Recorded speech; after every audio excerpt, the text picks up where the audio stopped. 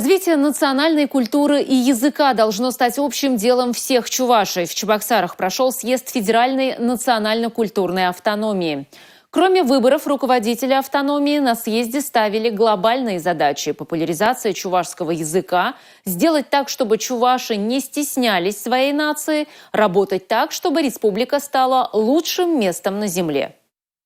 Основные вопросы повестки съезда Федеральной автономии Чувашии России, отчет о деятельности прежнего состава и выбор новых руководителей. Председателем Совета Федеральной национально-культурной автономии стал Герой России, амбассадор Чувашии, летчик Николай Гаврилов. Уверен, что совместно наша работа принесет дальнейшее развитие чувашской самобытности, нашей культуры, самосознания.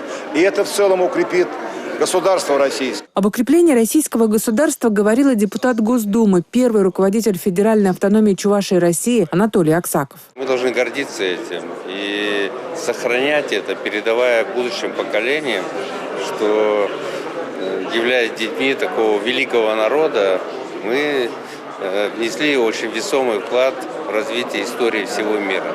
И культуры, и традиции, и больших достижений. Ну а во-вторых, это потенциал.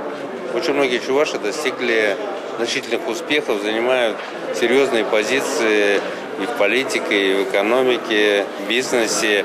И, очевидно, этот потенциал должен служить нашей стране, нашей Чувашии. О сохранении идентичности говорил на съезде Олег Николаев. Он отметил, несмотря на цифры последней переписи, чувашей меньше не стало. Стали меньше себя записывать чувашами. Чтобы этого не было, надо делать так, чтобы чувашам было быть модно. В глобальном плане, несомненно, деятельность Федеральной культурной автономии – это вклад в единение народов Российской Федерации. Мы с вами неоднократно отмечали и еще раз говорим о том, что российский народ, он, как бы парадоксально ни звучало, многонациональный народ.